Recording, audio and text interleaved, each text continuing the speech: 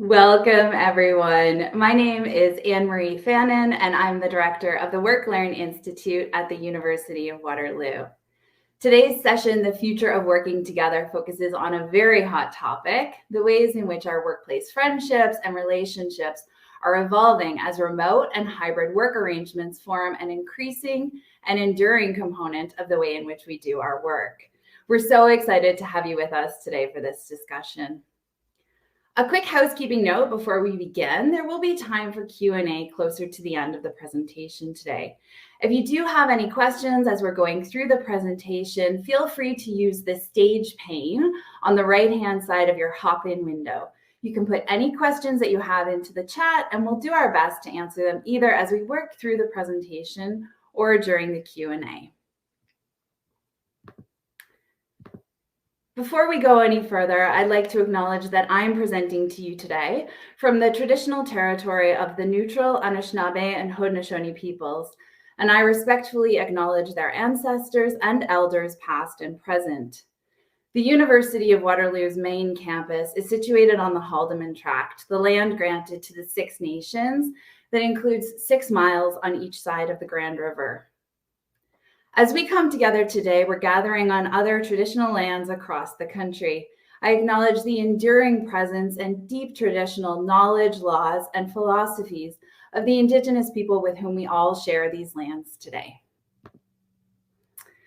So many of you are quite familiar with the University of Waterloo, and this slide just highlights some aspects of what makes our university and our co-op programs unique. The University of Waterloo was the first post-secondary institution in Canada to offer the cooperative model of education, and we now have the world's largest program of its kind, with over 25,000 students working each year in a global network of over 7,500 employers. And of course, Waterloo is home to the Work Learn Institute. If you aren't familiar with the Work Learn Institute, we establish and promote quality standards for work-integrated learning. We conduct and share research, and we explore new models and approaches to talent development. We're proud to be the host of this Future Ready Workforce series, which launched last year, and we look forward to bringing you additional insights on how best to connect into your future workforce in the months ahead. So let's dive right into today's webinar. Whether you're reading news headlines, hearing directly from employees, or simply reflecting on how your work relationships have evolved over the past few years, it's clear that for many of us, the ways in which we work together are changing and being challenged, particularly with the introduction of more fully remote and hybrid roles.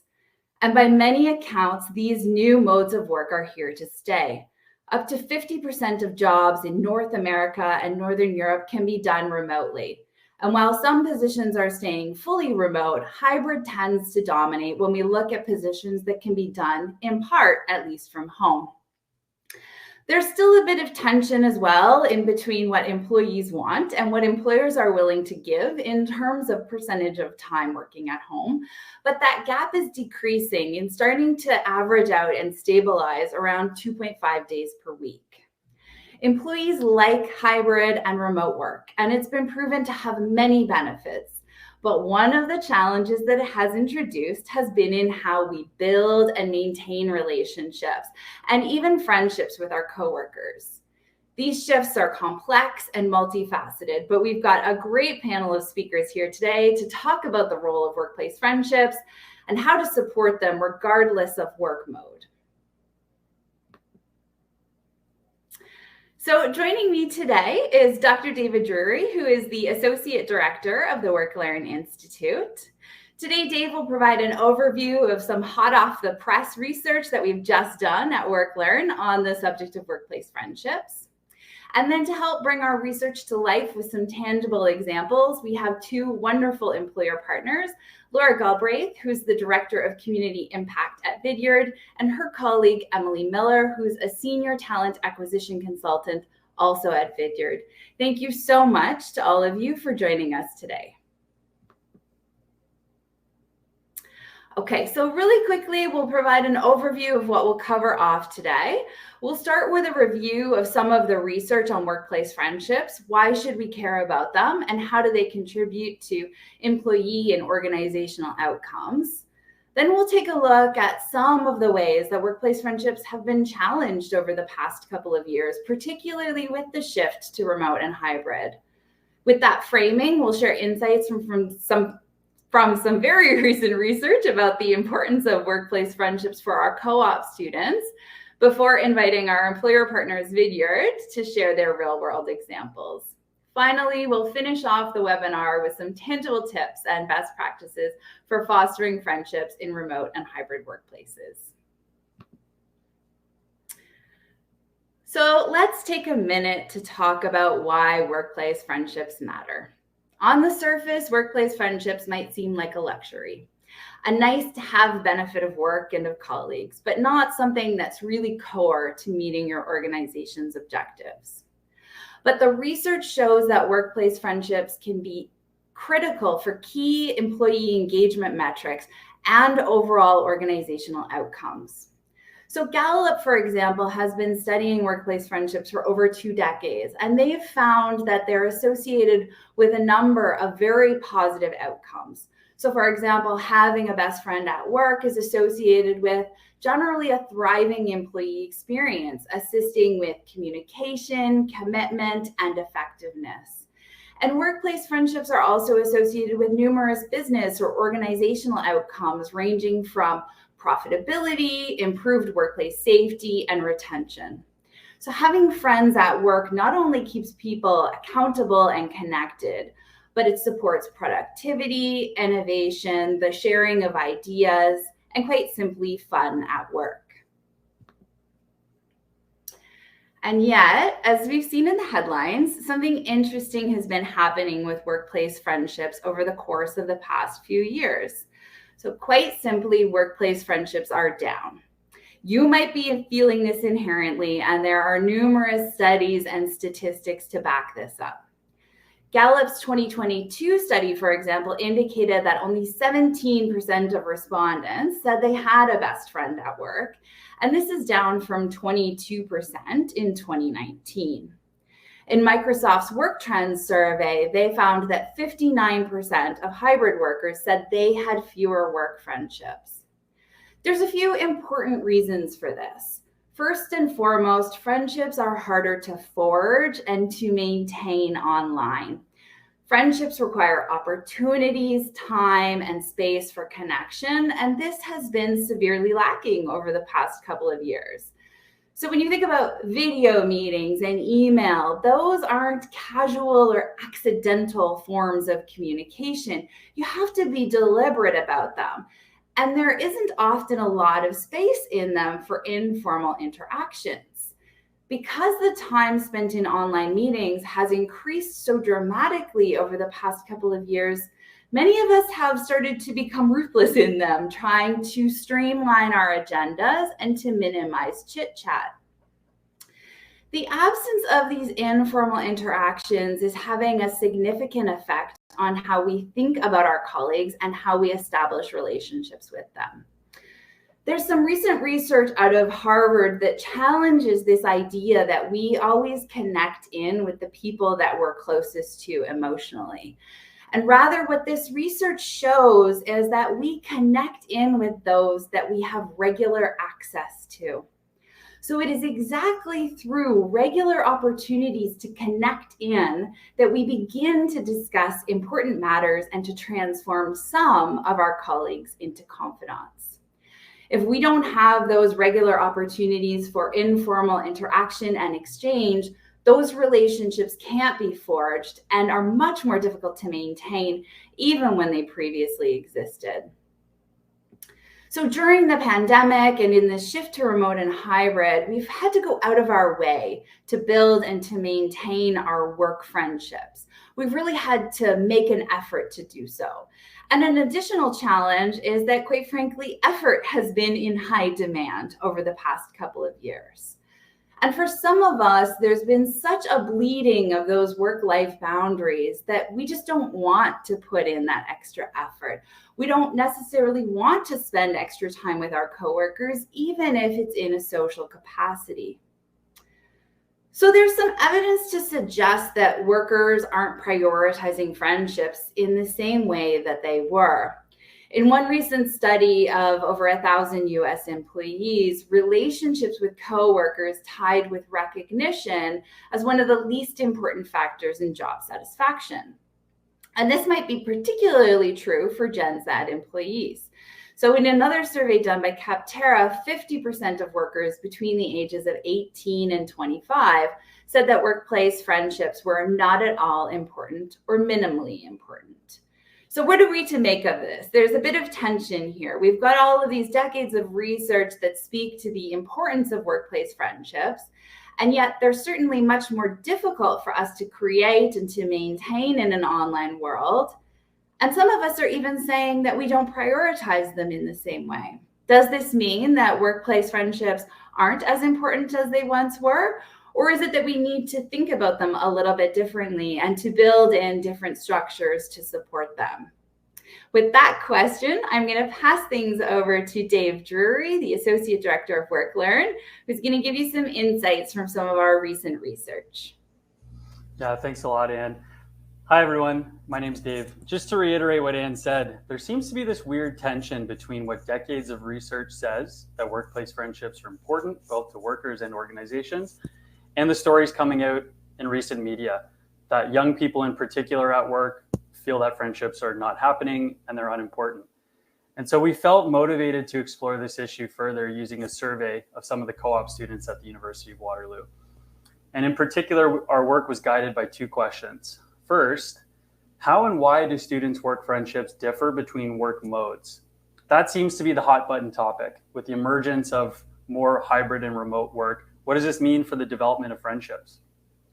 And second, what do those friendships have to do with students' relationships with employers? We know that most of you participate in work integrated learning programs or try to connect with Gen Z talent to bolster your talent pipelines. Could workplace friendships have something to do with that? And our research addresses both of these issues. A few months ago, we sent out a survey to cooperative education students at the University of Waterloo. And in about a decade of doing this sort of research, I have to tell you that it was probably the fastest response rate to a survey that I've ever sent out. We got about 1,000 responses to our survey in under a week, which to me suggests the importance of this topic and that students really wanted to share their voice about the development of social interaction and relationships at work and what it meant for their work experience. On the survey, we asked students to tell us a little bit about how they were developing friendships at work and what this meant for things like their job satisfaction. And as I said, we had almost 1,000 responses. The typical participant was about 20 years old. Most of them identified as women. Most worked in large organizations, which means they had 500 or more employees. And over half of the sample worked in technical services, finance, insurance, or healthcare. And I think that's noteworthy because these are typically the industries in which we would consider workers to be part of the knowledge economy. And most of those people are probably working from a computer screen, which suggests that the data that we collected are actually from people who could potentially have worked remotely or hybrid, but not all of them did. About a quarter of them said that they worked in person, nearly half worked remote, and about a third worked entirely hybrid. So we asked questions using a validated measure of workplace friendships regarding two target groups. If you think about it, these are co-op students. Many of them are hired in batches, in groups, in pairs. So some of them worked with other students. And we wanted to know, to what extent are they making friendships with each other? And we also wanted to know, to what extent are they making friendships with people who are part of the organization? When I refer to that group, you'll hear me call them organizational insiders or just insiders. And you might hear me use the word newcomers. And when I say that, what I mean is organizational newcomers, people who are entering into the organization for the first time. And I just want to pause and make a quick note here. We're collecting information from co-op students. And if you hire co-op students, this is going to be highly relevant for you. But if you're the sort of organization who's just looking to hire and interact with young people and bringing those people into your organization, I think this is still relevant because the responses here still represent the voice of organizational newcomers, people who are starting from outside the organization and joining for the first time. So what we found was that participants reported that friendships with fellow students were much stronger than friendships with organizational insiders. And you can see that visualized here. The data also suggests that work mode, the place that students were working, was associated with work friendships. Those who worked in person, highlighted in the yellow bar here, reported much stronger work friendships than did those who worked remotely. And this pattern held for both kinds of friendships, friendships with other students and friendships with organizational insiders. Importantly, and if I can draw your attention to the yellow and black bars on the screen, the differences between in-person work and hybrid work were not significant. That seems to suggest that working in person at least sometimes, but not necessarily all of the time, was associated with the development of work friendships. So as I said, there was differences between friendships made with fellow students and friendships made with organizational insiders. And we wanted to understand, why is that? So we examined potential reasons for this based on the literature. The literature suggested that there are three very prominent factors that are central to the development of work friendships. And those are shared values, shared tasks, and opportunities for informal socialization at work. We measured each of these and we compared them between the two kinds of friendship groups. Participants reported strong shared values with both fellow students and insiders. You can see that visualized on the far left of this graph here.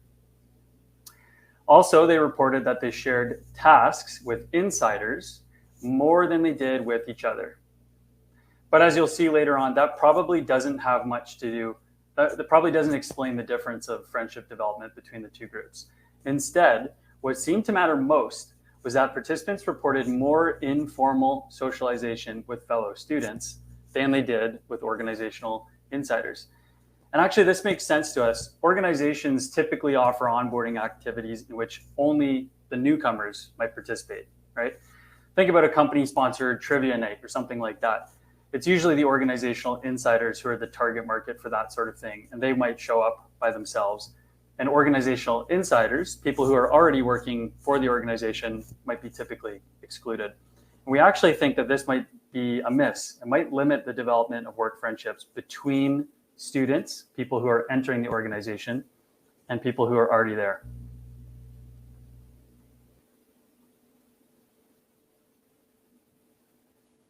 Oh, I've got a quick question. Jessica from the crowd, hi Jessica, is asking if you can confirm the scale for the left axis on these charts. Thanks so much, Jessica, and thanks for going back. Yeah, so the scale would be from 1 to 5. These are mean scores for these three outcome measures: shared values, shared tasks, and informal socialization.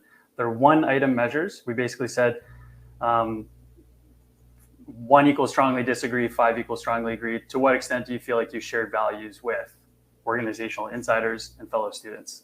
Yeah. And I'm happy to clarify it further. You can just ask in the crowd. Thanks for that question.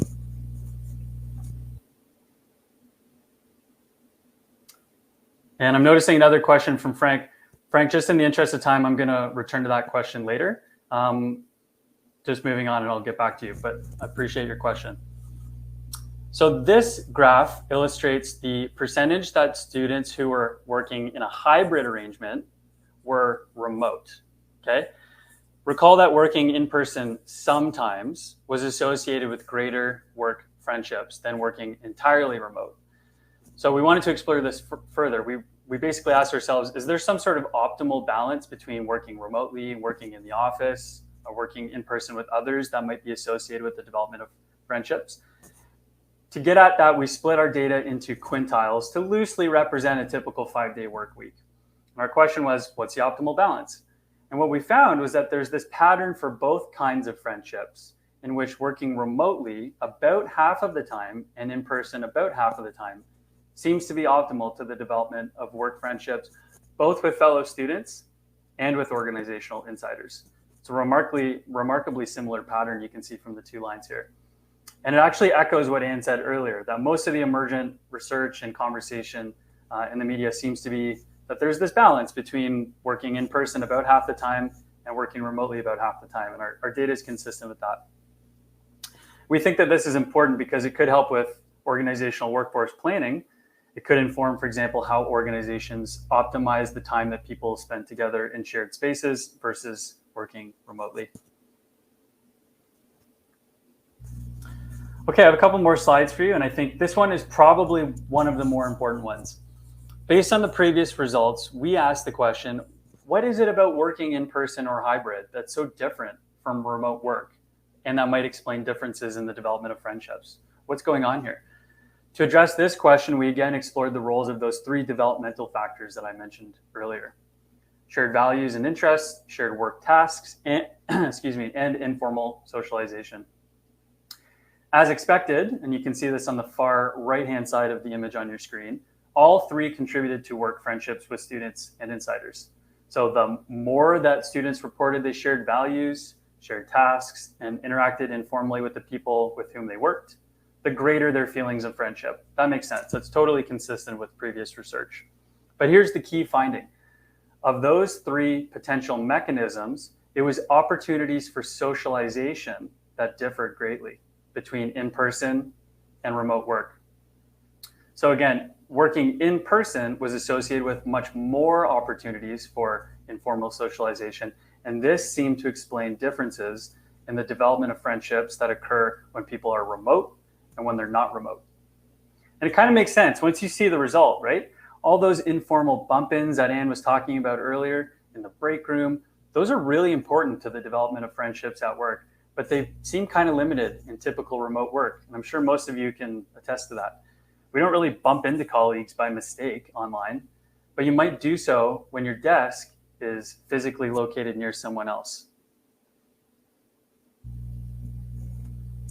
And this slide here reminds us of why this topic is just so important to you and your organizations. We measured 4 things that we think matter to you and your students.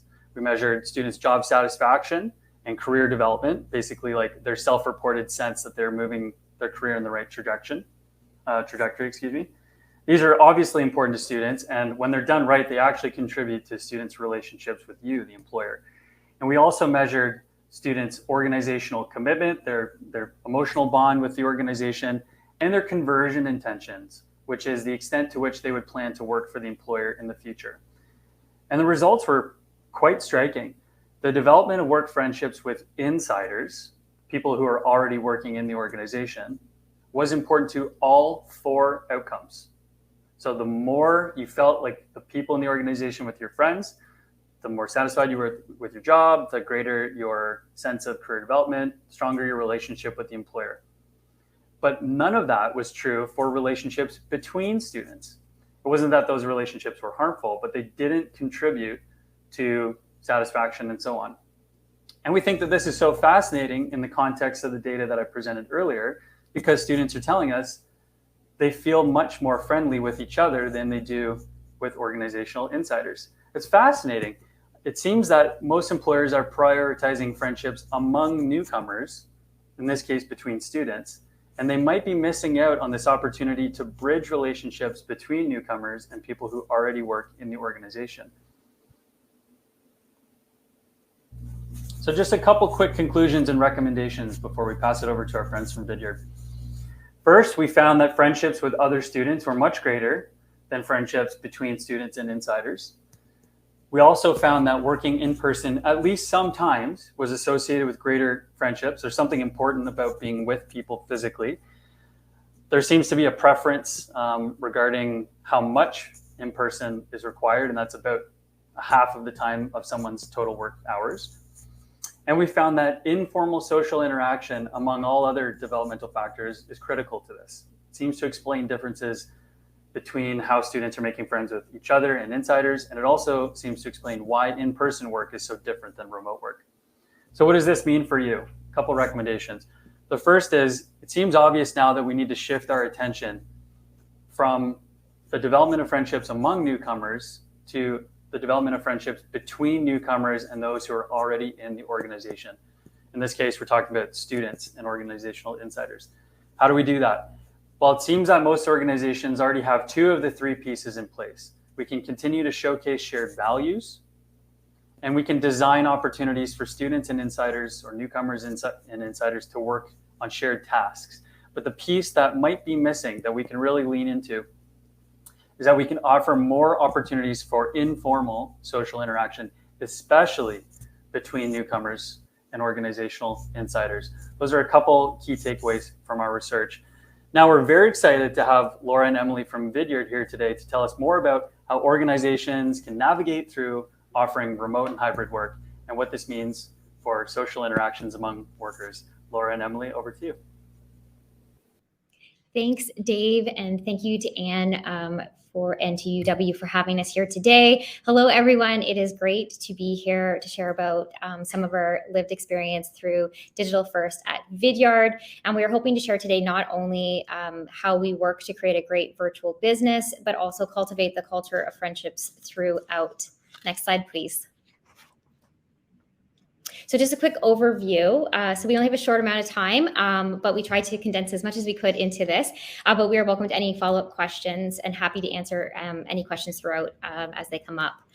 So here's a quick overview of our time today. So just a quick introduction to Vidyard and to us. Vidyard in person, giving you some idea what we were prior to this shift to Digital First. Digital First Playbook. So again, communicating more about how we work and the communications that we share internally. Kind of an onboarding experience that resonates both with full-time employees, but also co-op, creating connections throughout the use of technology and some of the lessons we've learned. Next slide, please. Oh, okay. So by ways of introduction, my name is Laura, and I am the Director of Community Impact, and I am joined by Emily Miller, who's the Senior Talent Acquisition Consultant at Vidyard as well. And we are both joining you today collectively because we support different ends of the business through the transition to Digital First. Next slide, please. So for those of you that are not familiar with Vidyard, so Vidyard, we are a tech SaaS company that with our headquarters in Kitchener, Ontario. Our co-founders actually met at University of Waterloo, which shared our long history with the school. We help our customers create, manage, and optimize their video content across all areas of business. And we saw video take a really critical place when the pandemic hit, when organizations needed to connect more deeply with each other and their customers. Video is here to stay, and we are seeing more and more of our customers make video a part of their digital strategy moving forward.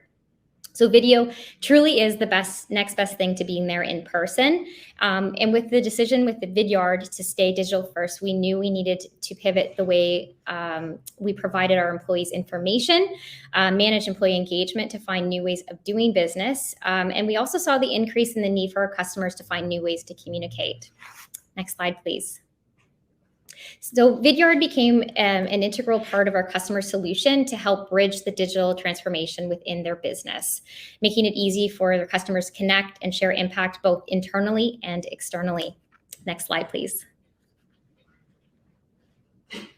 So to help understand more fully the transitions that needed to happen, not just to keep business operating, but to foster relationships and engagements, and friendships throughout the business. I just wanted to provide some examples of the in-person interactions or events that we had to find ways to do from a digital and hybrid model. So we knew in all of this that it was important to create and maintain a culture that values friendships. We knew the importance when we were in the office that really existed, and we wanted to mimic that in the virtual world. So our office before our shift to Digital First always had many organic and planned events taking place. Employees would stay for pizza on Thursdays, have lunch together daily, and volunteer their time in person together. So we knew we needed to keep these engagements and connection points, but we needed to be creative about how we mimic these in-person interactions with the hybrid and virtual. So a few of these examples. So I mentioned, that we would have lunch together. So Tuesday stand-up. So in person, we would be live in our Kitchener office, and we would live stream to our remote employees. The shift to this is all virtual, but this actually allowed for more connections, more collaborative conversations with our remote staff, something that wasn't there before. Our monthly bells email, again, this was a communication to our team about some of the highlights of the month. That was replaced with a weekly SLT, senior leadership team communication, again, keeping us more up to date. Again, something that was not there before. Our company kickoff, which was a large in-person event, we shifted all of that virtual. It allowed for it to be a little bit more inclusive, but we also provided in-person pop-up events in key areas to really help support those friendships and relationships through that. So through all the adjustments over time, we were authentic and intentional about our interactions and wanted to ensure we fostered relationships to both continue to create strong relationships and build them for new employees joining the company. Next slide, please. So early on with that shift to virtual, we knew that we needed to establish best practices as kind of that starting framework to help navigate the change, both from a business perspective, but also from that social relational perspective to really set everybody up for success and have kind of that single source of information to set the groundwork. So we created our digital How We Work playbook, which if you flip to the next slide, we kind of have a little screenshot of a little bit about what it looks like. So it is a little bit robust. We're not going to share everything that's in it, but essentially what it is the best practice for the business, a list of ways to engage when not in the office, really all with the intention of fostering that belonging and purpose in work. So we are now completely distributed across the world. So we know that there's different time zones at play, different working styles, different life-work balance. So even if you're in the same time zone, you're not necessarily working the same hours. I think this was especially true in our early pandemic days when schools were shut down and there was kind of some inconsistency there, especially for our employees that are caregivers or have children. So really we wanted to make sure that we were creating that single source of knowledge that we could equip both employees who had been there for the transition and new employees, and of course students who were joining us each term with those best practices. So we really started rethinking our systems as part of this. Are they supportive enough without the in-person connection points? Are there clear guidelines on how to communicate, how to structure work-time balance and those relationships?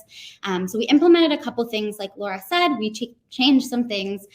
We implemented OKRs to make sure that everybody had a goal-setting framework, as well as those more regular executive communications so that there was, again, that single source of information. During this process, which it obviously is still a process, I mean, things are always evolving. We can always find room to improve.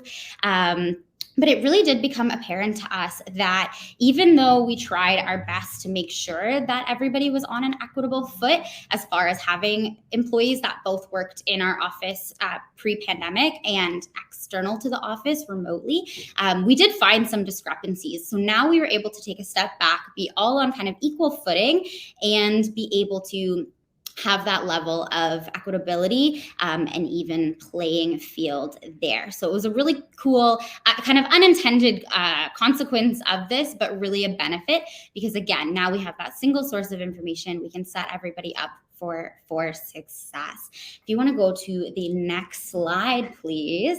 So really the first part though is, like I said, communication. So again, how do we communicate effectively? How are we ensuring there's transparent communication? Communication that can mimic the casual conversations that are happening in the office on top of those meetings, on top of those regular communications or asynchronous communications.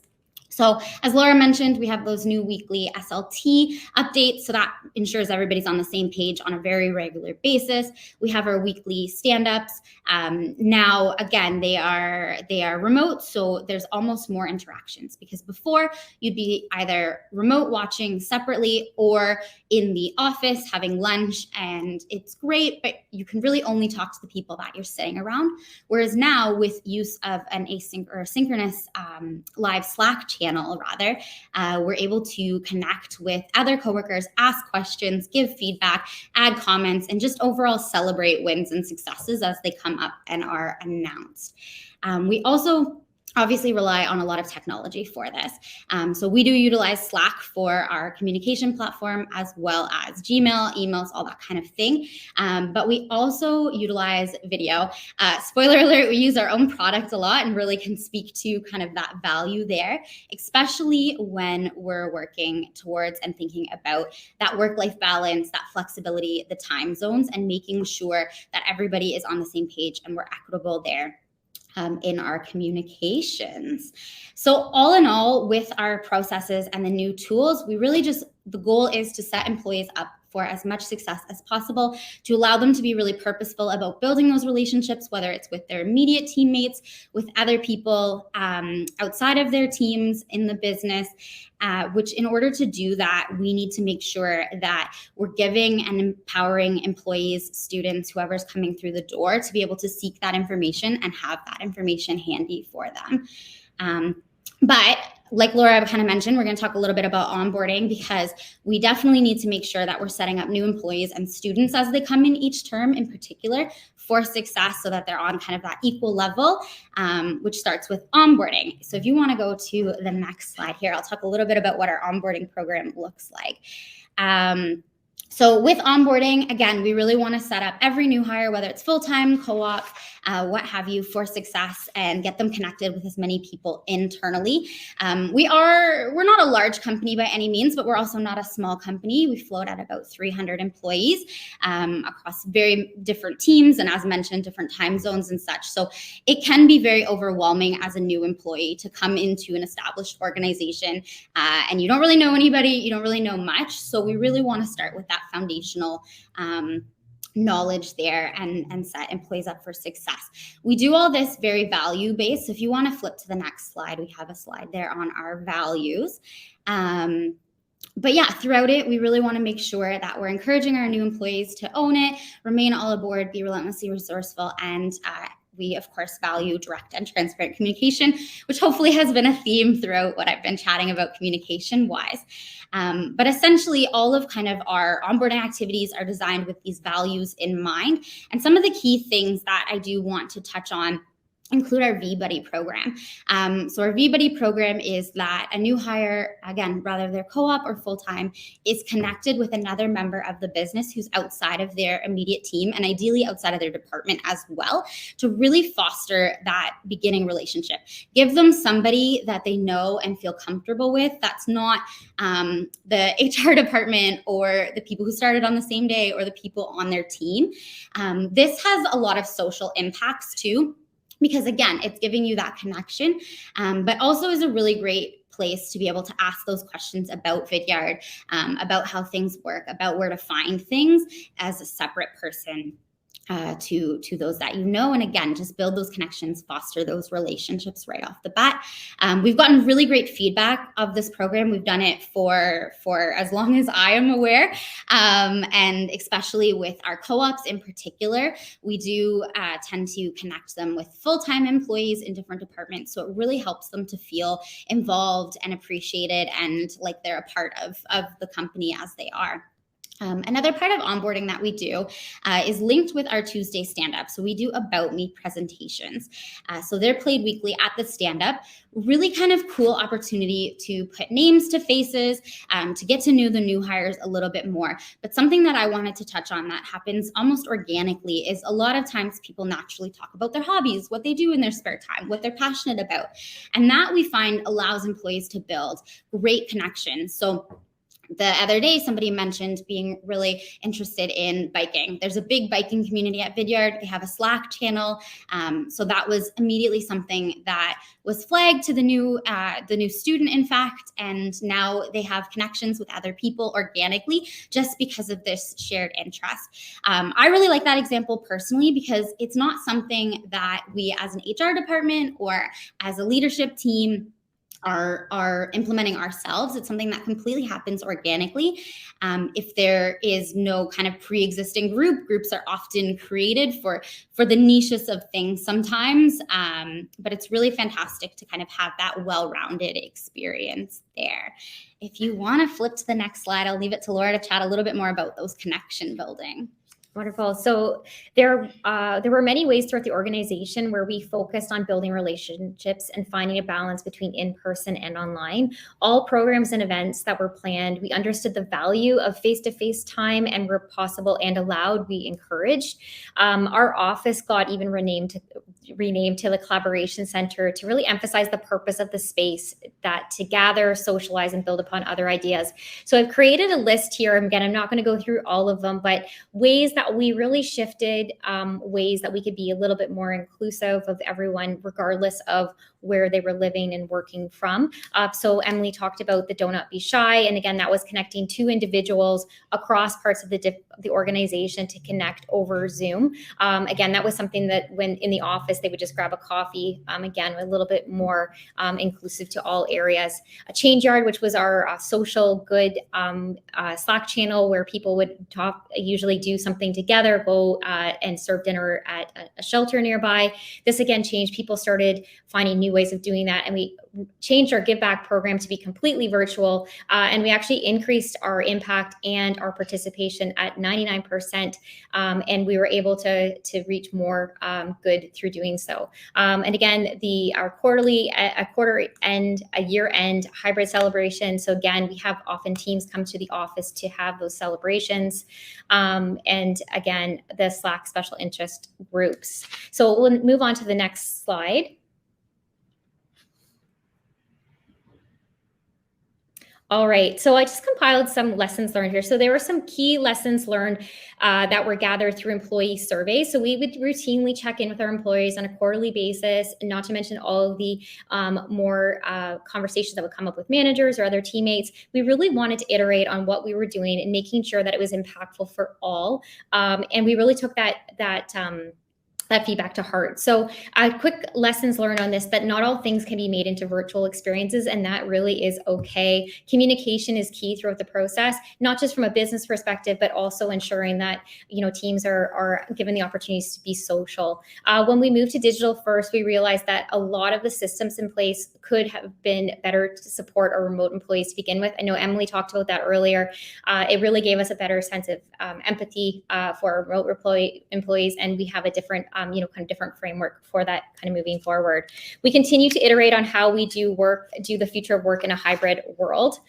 We also knew that from the feedback gathered that new programming was needed and essential to help enhance connections and key employee resource groups. So we did think through different programs. So some women-focused programming to help reduce the impact the pandemic caused. We have a mentoring program that was started again to foster those relationships outside of their team. And again, through our community social impact, we've actually created more impact by doing skill-based volunteering in our communities and beyond.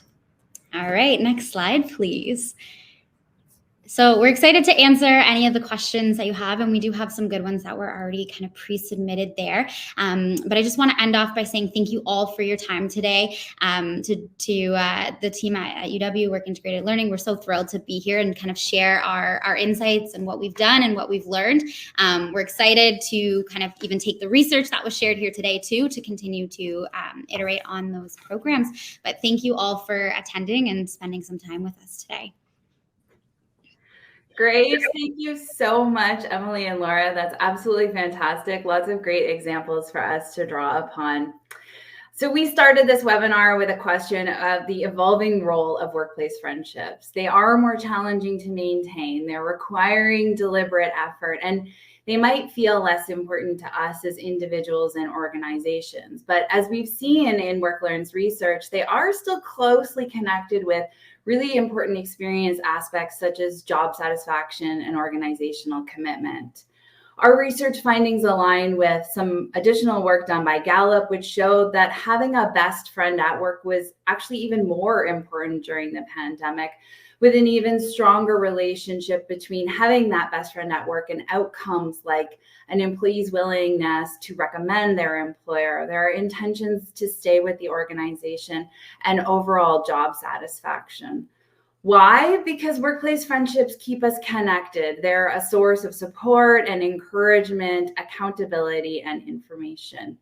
But before I move into the next slide, I just want to raise a really important comment that was put into the chat. So thanks, Joyce, for your comment. I'm just going to read it so that everyone knows what I'm referring to.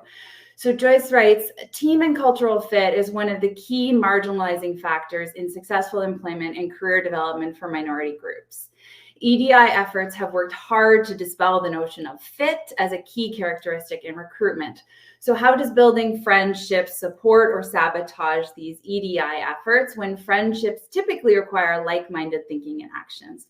So that's a really good question. And it gives us an opportunity to highlight that there are, of course, potential downsides to workplace friendships. There are cliques that can form. There are challenges when there's tensions between perhaps friends and organizational objectives. And Dave put into the chat an article on some research that was done at Wharton University that really helps to highlight some of these factors. So we certainly don't want to present an image that workplace friendships are always positive for all members. But one of the things that has really emerged in our research and our review of what's happening is that the challenge with hybrid and remote is that we aren't putting those opportunities for friendships in front of our employees in the same way that we did when we were traditionally in person. I think Vidyard has given us some really great examples of how using a digital first approach can help to equalize the field for all employees. And so to wrap up the webinar, we're just going to give a few more examples of some of the things that have emerged from our research that you might find useful within your own organizational practices. So next slide, please. So let's start with hybrid because it is so new for so many of us. And one of the biggest challenges with hybrid right now is that, quite frankly, a lot of us aren't doing it very well. So we're sort of in this staggered return to office situation that sees some people in the office some of the time. And that actually means that many employees are commuting into the office only to end up in video calls. And yet when you ask employees about the benefits of being in the office, why they might want to come in versus working at home, of course, their top cited reasons are collaboration and socialization. And so it's important to recognize that if we're going to achieve those outcomes, we have to create hybrid structures that support that. So that means we need to be really intentional about time in the office. For some of us, that's going to mean identifying days that everyone is together in the office, whether that's the 2 to 3 days a week that many of these hybrid models are evolving towards, or as Vidyard mentioned and many others are doing, dedicated retreat days where everyone at a team, a department, or an organizational level is coming together. The important point is that this in-person time is focused both on collaborative and social activities. So in this way, the office essentially becomes a tool for collaboration, for team building, for relationship development. And that time needs to have a structured and structured component, again, work and social activities.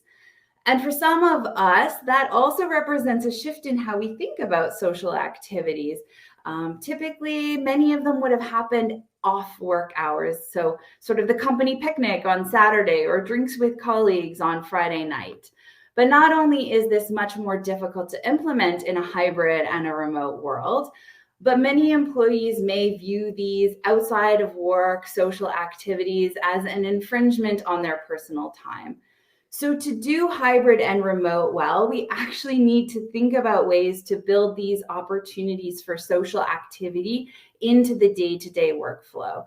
So this could be a combination of optional pre-planned social events like offsite activities and team lunches, but also just building some space, especially into those in-person days, for casual encounters and opportunities to catch up, because it really is in those moments of one-to-one connection where confidences are shared and real relationships are built. The key though, and I think this is really important as we think about implementing across hybrid, remote, and in-person structures, is to not be too prescriptive. So workplace friendships can contribute to many positive outcomes, but we have to recognize that not everyone wants to have friends at work. And so we need to build in space and opportunity for friendships to develop without being too prescriptive and without forcing participation. Very quickly, it's somewhat easier for us to think about kind of how to do this at a team level. It can be much more tricky when you get to the organizational level. And I think, again, our colleagues from Vidyard gave us some great examples of how they try to onboard co-op students and to build their network beyond the day-to-day team that the students will be working with. This is another key component that we need to think about as we move into sort of an ongoing hybrid or fully remote state. So of course, if you have organization-wide retreats, there could be an opportunity for some connections and some network building, but depending on the size of your organization, employees might be able to connect in only with a fraction of colleagues in the organization. So we need to think of regular ways, perhaps networking events based on topics of interest, social causes, hobbies, even PD type activities that allow people to optionally connect in with one another and to find those with similar interests and passions. The key, again, is to have that kind of balance of structured and unstructured time. Obviously, we don't become friends with everyone that we work with. That's not practical or realistic, but it is important for us to think about building in space for networking because, and I love this quote from the Wall Street Journal, new acquaintances are the minor leagues of friendship. So the next slide will just give a high-level overview of some things that leaders can do to create structures that allow for friendships. First and foremost, we want to create a culture that values friendships, and this needs to be really explicit. So employees need to know that it's okay and that they're even encouraged to have friends at work. And leaders can model this in various ways, simply by informally mentioning the friendships that they have and the importance of those workplace friendships, or this could be much more formal. So there are organizations that will profile friendships and the importance of those friendships to an employee's career. But a culture that values workplace friendships needs to make space for them. So again, employees need to know that they have permission to connect in with colleagues on non-work related issues or areas of mutual interest. And this can be modeled for employees in a number of different ways. One thing for all of us to bear in mind is whether it's in person or in online meetings, it's important for us to actually slow down a little bit and to allow for a little bit of that informal, non-focused work interactions. And we're really not talking about a lot of time. So leaders can start to build this culture by, as appropriate, checking in with employees with a quick email or chat message about something that isn't related to work. Similarly, 5 to 10 minutes in a team meeting, in a weekly meeting, should be dedicated to non-work focused conversation. And at the beginning, this might feel really awkward, especially because we have created such a relentless pace with our meetings and with our work. But there are so many studies that show this brief moment of connection boosts happiness in a way that talking about work does not. And raising the level of happiness is a great way to start any meeting. And last, building upon the recommendations from the previous slide, we need to structure in some unstructured time, whether that's optional team building or social events, or simply providing space in the office, offsite, or online, where employees can come together, build trust, share confidences, and establish friendships. And with that, I think we're ready to move into the Q&A. So let's see if we've got any new questions here. So there's a question for Vidyard for Emily and Laura from Dana. I'm interested to know how Vidyard's How We Work playbook is introduced and implemented / upheld across your organization. Yeah, so that's a great question. And sorry we didn't dive a little bit deeper into that, but that was a major piece of how it was rolled out across the business. So first, the idea and the presentation of what it was presented by our head of our talent team and also from our senior leaders to really support the idea. Then each team was tasked the idea of going back and as a team compiling different information about how their specific team, what were going to be the structures in place that they could all kind of agree to. And it was a very collaborative project about how, our engineering team was going to work and ways that they can be connected with and how the best way to reach out and get support that way. So all of this information was housed within Confluence, and that's our kind of our go-to in terms of all up-to-date information across the business, which became even more important during work in a hybrid world. So teams are encouraged to routinely go in there, update information and do it along that part too. And I know from an onboarding perspective, that's something that they're encouraged in onboarding to think through about what are your working hours? What are things that, ways that we can engage you? So it's really a very collaborative way that we did it. And it's shared across the organization for everybody to be able to view it. Yeah. And on that note, like everything, it is constantly evolving. So as we add new team members, things can change pretty quickly, right? You bring in a new team member that's maybe in a totally different time zone than anybody else that we've had on the team before. Maybe we shift kind of those core working hours. It's not necessarily something set in stone. It will kind of constantly evolve. But I think the reason why it works and will work, like Laura mentioned, is it's not just like a guideline that the employees have to read and here you go. It's that constant evolution. It's conversations with your team. It's about what works best, because we know that what works best today may not be what works best a year from now or even a couple months down the road. So really making sure that it's incredibly collaborative and people feel like their opinions are valued as far as that goes as well.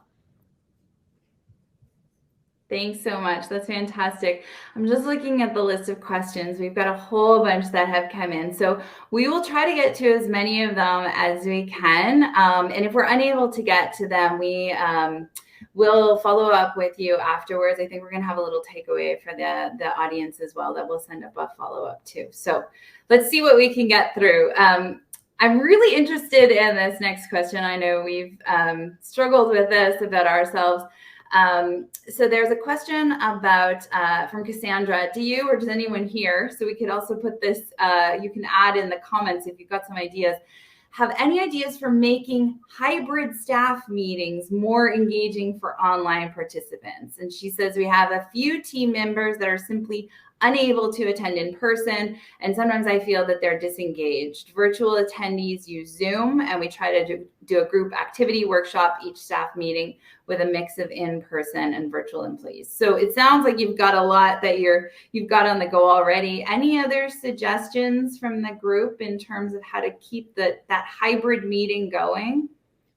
I don't mean to comment. Yeah, go for it. So one of the things that we found to be really impactful, and again, not just because we're video focused here at Vidyard, but a lot of times getting team members to record a quick video leading into a meeting, kind of high level, it had people coming to meetings then a little bit more in the know of what to expect, to think already about some questions, things that are already on the agenda. And they felt like they were active participants in the meeting instead of just coming, being presented with the agenda and kind of sitting there being more, getting the information right there. So we really found, and that started to encourage our teams to think about ways that we could make that part of the meeting process ahead of time to get people a little bit more engaged as they were going. And also to keep our meetings short and succinct, which was really important, so that team members didn't feel like they were constantly on Zoom all the time. Yeah. And I mean, another good kind of point to that is we essentially, I guess I could say, discourage kind of hybrid meetings. So if there is a group of people who are in the collaboration center, which is actually conveniently where Laura and I are doing this together, we kind of discourage them to do it in the way in which Laura and I are currently doing it, like this, rather have everybody kind of be on equal footing and on Zoom, so that if there are a couple employees who are working from home, they're not just looking at maybe like a whole room full of people and having kind of those feelings about not being a part of that. Rather, it kind of sets everybody up on an equal playing field. We found that to be essentially best practice.